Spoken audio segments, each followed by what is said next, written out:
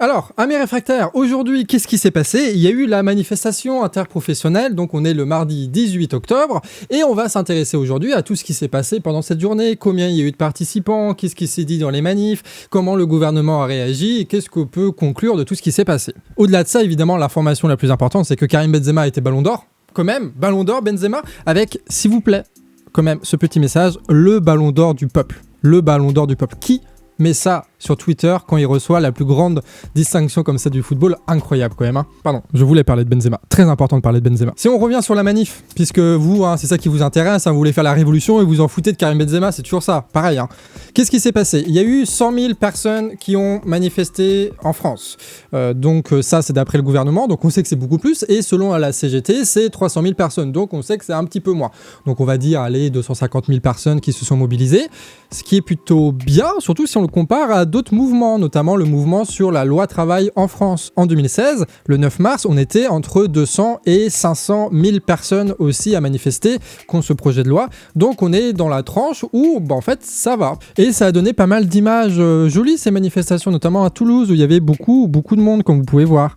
Des gens un peu déter, voilà, qui sourient, qui essayent de montrer qu'ils sont un peu contents et un peu déter. Donc quand vous voyez là, dans cette vidéo de très grande qualité, on voit qu'il y avait quand même pas mal de personnes à Toulouse, et du soleil. Ça, c'est important quand même, parce que un mouvement social en hiver, c'est le coup de se prendre de la pluie et du froid, et là, ça avait l'air d'être joli. Au Havre, très important, le Havre. Le Havre, qu'est-ce qu'il y a? Il y a Médine, mais il y a aussi les dockers. Les dockers, eux, ils ont une petite spécialité, peut-être que vous connaissez pas, c'est qu'en gros, ils arrivent en manif avec des tambours comme ça. Donc là, évidemment, c'est le début, il n'y en a pas énormément qui jouent des tambours, mais sur la loi travail, pour ceux qui s'en souviennent, il y avait des milliers de dockers qui arrivaient avec leurs tambours comme ça et qui marchaient de manière super théâtrale, et ça prend au cœur, tu vois, des manifs comme ça. Et ils étaient plus de 10 000 au Havre. 10 000 au Havre. C'est quand même, ça montre bien que y a une certaine classe sociale, notamment les travailleurs, notamment les prolos, comme on dit, qui eux se mobilisent. Et du coup, ça fait plaisir. C'est plutôt une bonne nouvelle. Et à Paris, évidemment, c'est là où il y avait la plus grosse manifestation. Donc là, je vous passe vite fait des vidéos qui ont été prises où on voit que à la fois c'est très tranquille, et c'est globalement ce qui ressort de cette manifestation-là. C'est plutôt tranquille. Mais en même temps, il y avait du monde. Il y a quelques petits gilets jaunes qui traînent là, mais ils sont pas majoritaires. Et vous voyez qu'il y a très peu de drapeaux de syndicats ou quoi que ce soit. Ce qui montre bien que en fait, les mobilisations et les manifestations sont largement au-delà des syndicats. C'est juste les syndicats qui posent les dates et nous, on y va. Mais globalement, c'est pas que des syndiqués qui y vont. C'est pas que des syndicats qui organisent ça. Et évidemment, la ville de Paris, fidèle à elle-même, elle avait mobilisé énormément de CRS, au cas où, si jamais il fallait tabasser des gens.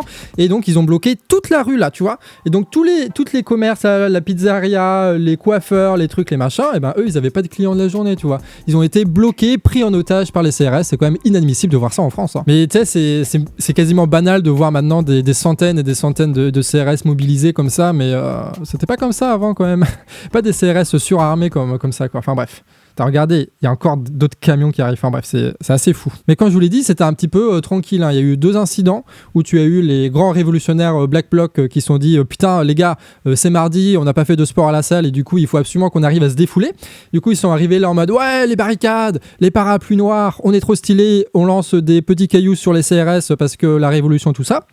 Et ensuite, qu'est-ce qui s'est passé? Il s'est passé que les CRS ils sont chargés et du coup ils se sont tous cassés.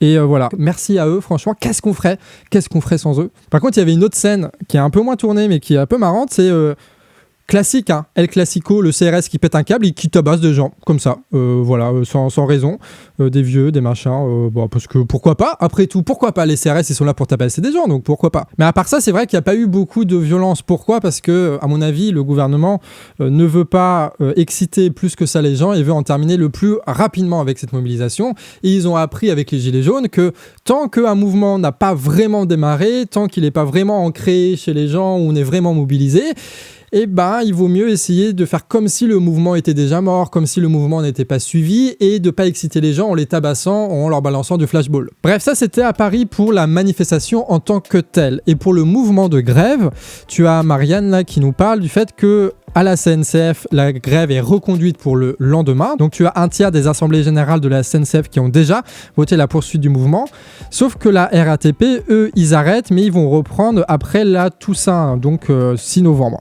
Sachant que la RATP, on s'en souvient pour la loi retraite 2019, là encore une fois où on a gagné, on se rappelle, on a gagné en 2019, et donc eux, ils avaient eu une mobilisation extrêmement forte, avec quasiment 100% de grévistes, avec aucun c'est pas des TER, merde, des trains parisiens qui circulaient. Il y avait rien du tout. Moi, je voulais vous montrer aussi cette petite scène de cerveau non disponible. Si vous connaissez pas, foncez. C'est sur Twitter, c'est sur Facebook, c'est un des meilleurs médias qu'on a en France qui partagent des vidéos assez incroyables. Et là, c'est un truc tout con, c'est des grévistes de la SNCF qui se mettent en cercle comme ça et qui décident si oui ou non ils veulent reconduire la grève. Et c'est parce que les gens lèvent la main, donc ils votent la reconduite de la grève, que la grève est reconduite et que les gens vont faire grève le lendemain. Et donc c'est là où tu comprends en fait que ce sont les grévistes qui votent les grèves et les syndicats, eux, ils sont juste là en soutien pour soit organiser les choses ou pas. D'ailleurs, des fois les grévistes ils s'organisent d'eux-mêmes et c'est très bien. Et que du coup il faut un peu désacraliser aussi le rôle des syndicats là-dedans. Et notamment ce qui se passe dans les raffineries, c'est exactement ça. C'est que vous avez sans doute entendu le gouvernement qui ne cesse de répéter partout, et les médias aussi, partout, qu'il y a eu des accords avec les syndicats représentatifs. D'accord. La CFDT a signé donc les accords de 6% d'augmentation de salaire, donc les grévistes sont plus légitimes. Sauf qu'en réalité, c'est pas la CFDT qui décide de faire grève, c'est même pas la CGT qui décide de faire grève. Tout ce qu'ils font, eux, c'est coller une date pour dire les gars, on va manifester à ce moment-là. C'est tout ce qu'ils font. En réalité, ceux qui font la grève, c'est con à dire, mais ceux qui font la grève dans les raffineries, c'est les grévistes, c'est eux qui décident. Donc que les grévistes des raffineries en Normandie là, voient que la CFDT a signé un accord à 6%, ils s'en foutent totalement, parce que c'est eux qui portent leurs propres revendications, et c'est eux qui disent quand on commence la grève et quand on la termine. Autre information intéressante, Révolution Permanente, donc tous ces sites-là, que ce soit Révolution Permanente, Information Ouvrière que j'ai mis là, tous ces médias un peu trotskistes, qui sont en règle générale un peu insupportables, sont en fait très intéressants et très utiles dans ce genre de moment-là, parce que eux ils ont des petits réseaux partout, et ils savent quand est-ce qu'une grève commence, quand est-ce qu'une grève se termine. Donc Révolution Permanente, ça fait partie de ces médias-là. Et ils nous disent que les sous-traitants de Total sont prêts eux aussi à rentrer dans le mouvement de grève, et notamment en Normandie, suite aux réquisitions qui a été faites par rapport aux salariés pour les obliger à retourner au boulot. Et pourquoi est-ce que la grève s'étend ? Parce que, comme vous voyez ici, tu as des assemblées de gens qui discutent, d'accord, qui débattent, qui essaient de se convaincre, avec des gens qui prennent la parole, avec des gens qui organisent, avec des gens qui ramènent de la bouffe, avec des gens qui font des articles, etc., etc. C'est-à-dire qu'avec le travail militant, on passe d'une petite grève sur une usine particulière en Normandie, machin, à quelque chose qui peut aujourd'hui généraliser. Tu as aussi les lycéens qui ont bougé, donc là c'est surtout des images parisiennes, si je dis pas de bêtises. Donc bon là ils ont tout flotté évidemment parce que c'est des mineurs. Là on voit un peu plus qu'est-ce qui se passe. Et ce qui est intéressant, là encore une fois, au niveau des lycéens, c'est que parce que tu as 10-20 personnes qui sont politisées, qui sont un peu vénères et qui font le blocus, bah en fait, ça permet à tout le lycée après de discuter, en bien ou en mal, tu vois, c'est comme les grèves avec les raffineries. En fait, le blocage permet de politiser, et c'est encore plus vrai dans les lycées parce que bah là, en fait, physiquement, c'est bloqué, donc tous les lycéens se retrouvent devant, et s'ils s'organisent bien, ils ont prévu des tracts, ils en distribuent, etc., etc. Et petit à petit, on passe d'un mouvement où tu as juste 20 personnes littéralement qui organisent ça, à bah, quelque chose qui peut dépasser 2000, 3000, 4000 personnes par lycée avec des énormes manifestations. Évidemment, le gouvernement a essayé de réagir. Donc là, tu as la Agnès Pannier-Runacher, enfin bref, on s'en bat les reins, qui est ministre de quelque chose, on s'en fout, et qui a les tout petits yeux, regardez là, elle a dû se lever genre à 6h, pauvre chou, pour faire une émission de télé là, et du coup qui dit en gros oui bonjour machin, notamment les camions citernes ils ont arrêté de faire grève et du coup ils vont pouvoir approvisionner toute l'Île-de-France. Sauf que les raffineurs ils ont maintenu la grève. Donc ça veut dire que les camions ils pourront bien circuler, mais s'il n'y a pas d'essence à mettre dans les camions, ça ne va pas réapprovisionner les différentes stations-service. Donc en fait, ça ne résout pas le problème. Tant que tu as les grévistes qui sont dans les raffineries qui tiennent, la situation ne va pas se débloquer. Et donc il va toujours y avoir des problèmes pour choper de l'essence en France. Et donc, comme on avait dit dans la dernière vidéo, oui, c'est des galères pour nous, mais au moins ça pose de manière sans contestation possible le fait qu'il y a un problème d'injustice sociale en France. Tout le monde en parle. D'accord ? Avant, on n'en parlait pas. Grâce à cette grève, on en parle. Et c'est ça qui fait chier le gouvernement. Parce que tout d'un coup, tout le pays se politise sur des questions très précises. La question de Total, sachant que le gouvernement est largement corrompu sur cette question-là, qu'il laisse Total tout faire, qu'ils sont cul et chemise là-dedans. Ça les emmerde bien. Et ils voudraient faire en sorte que ce mouvement s'arrête le plus rapidement. C'est pour ça, notamment, que tu as la première ministre qui a annoncé, là, Borne, machin, qu'elle allait balancer le 49.3. Et ça pour le budget 2023, et ils vont aussi le faire pour la Sécu. Donc en gros, ce qu'ils vont faire, c'est éviter un maximum les débats parlementaires pour qu'ils soient écourtés le plus rapidement. Alors que précédemment, on s'en souvient, loi travail, loi retraite, le 49.3 est arrivé bien plus tard. Ils ont essayé avec le Parlement de négocier de machin, Là, non. Ils ont dit 49.3 dès le début. Les réquisitions, pareil. Ils le font dès le début pour essayer de casser le mouvement dès le début pour qu'on arrête de parler de Total, qu'on arrête de débattre politique. Et tous les médias, on va faire un react, je pense, avec Emmerich par rapport à ça. Énormément de médias se lancent aussi dans le truc de les Français ne sont pas d'accord avec la grève. Il y a eu les négociations, pourquoi est-ce que la CGT continue ? Il y a eu un échec de la manifestation dimanche alors qu'il y a eu plus de 100 000 personnes. Là, les grèves, c'est encore un échec, machin. Donc tout est terminé. En fait, ils reprennent exactement le discours du gouvernement pour faire croire qu'il n'y a pas d'enjeu derrière ces grèves-là, alors que évidemment, il y en a énormément des enjeux. Alors pour résumer du coup cette journée, on peut dire que c'est plutôt une réussite. C'est une réussite, c'est pas quelque chose d'incroyable, d'accord ? Évidemment, parce que c'est la première fois qu'on fait ça, c'est la première manifestation, mais il y a eu suffisamment de personnes pour se dire que ça peut continuer. Il y a suffisamment d'assemblées qui ont revoté la grève pour se dire que ça va pas s'arrêter là. Donc c'est un bon début, c'est pas quelque chose d'exceptionnel, c'est pas un échec, c'est un bon début.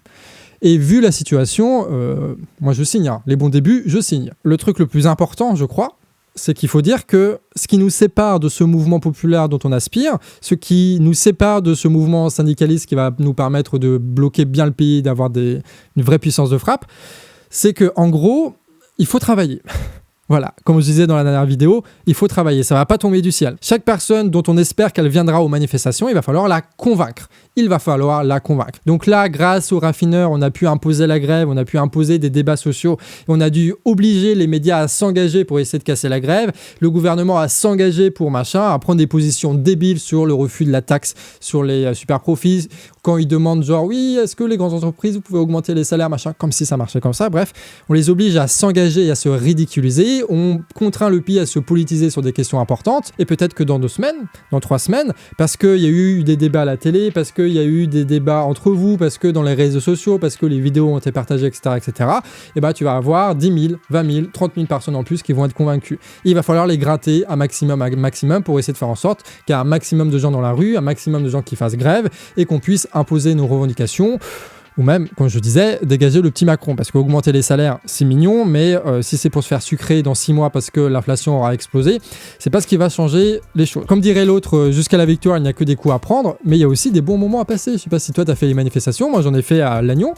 c'est sympa, on rencontre des gens, on parle, on discute, on se fait des nouvelles rencontres, bon bref, on fait des trucs humains en fait, c'est pas mal. Alors évidemment, on râle, et évidemment, parce qu'on est un peu français et qu'on a un peu cette culture de râler, et quand on va en manifestation, on râle contre Macron et on râle contre la manifestation, parce qu'il faut toujours râler plus, mais c'est quand même bien sympa de faire tout ça. Ça suffit pas, mais c'est quand même bien sympa. Donc on va savourer nos victoires et on va encaisser les défaites et on va continuer la tête haute à tenir le rang, parce que sinon on tient pas, ça risque pas de continuer, c'est sûr. Bref, on continue. C'est le mouvement qu'on espérait depuis des mois, et maintenant qu'il est là, on va pas faire la fine bouche, on va l'investir totalement. Que de beaux discours sur cette chaîne, incroyable. On est motivés, hein. Petits bisous.